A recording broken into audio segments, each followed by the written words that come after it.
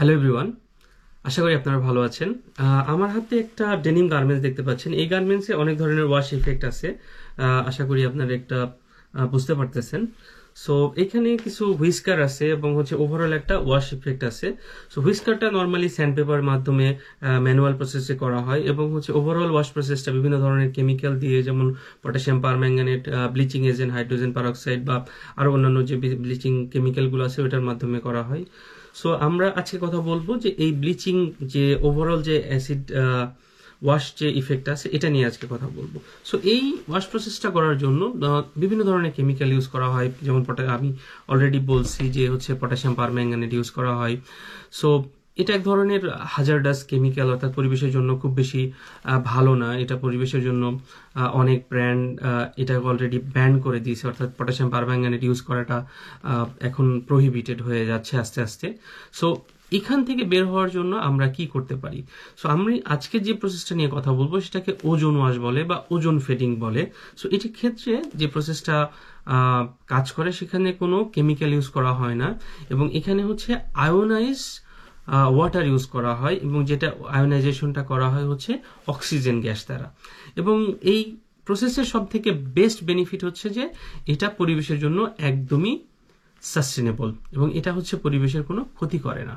অর্থাৎ এই প্রসেসের শুরুতে আমরা যে অক্সিজেনটা ইউজ করি, এটা যখন আমার প্রসেস ফেড হওয়ার পরে, যখন এই গার্মেন্টসটা আমরা যখন প্রসেসটা যখন শেষ হয়ে যায়, তখন আমরা যে অক্সিজেনটা থাকে, ওজোন গ্যাসটা থাকে, যখন এটা পরিবেশে ছেড়ে দেওয়া হয়, এটা পরবর্তীতে আবার ন্যাচারাল অক্সিজেনে রূপান্তরিত হয়ে যায়। সো এখানে পরিবেশের কোনো ইম্প্যাক্ট পড়ে না।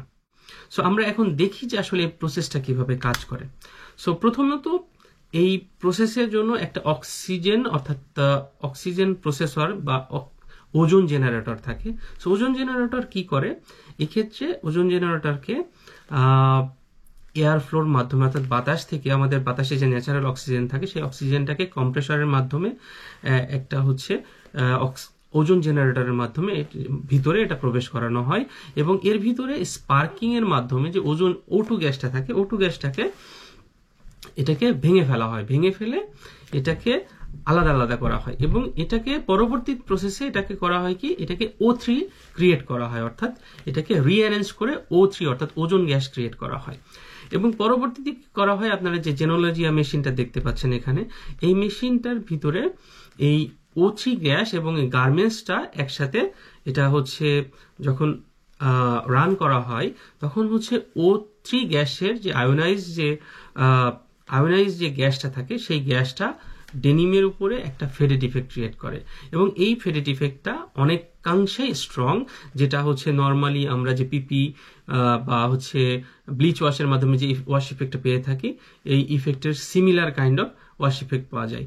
এবং প্রসেস শেষ হওয়ার পরবর্তীতে যখন আমরা এই ওজোন গ্যাসটা বাতাসে আবার ছেড়ে দেই, তখন এই ওজোনটা ভেঙে গিয়ে আবার ন্যাচারাল গ্যাস অর্থাৎ O2 তে রূপান্তরিত হয়ে যায়। এবং এই ক্ষেত্রে সব থেকে বেনিফিট যেটা যে এখানে কোনো রেসিডিউয়াল কেমিক্যাল লাগে না এবং এখানে যে প্রসেসটা হয় এটা খুবই অল্প সময়ের মধ্যে এই প্রসেসটা কমপ্লিট করা যায়।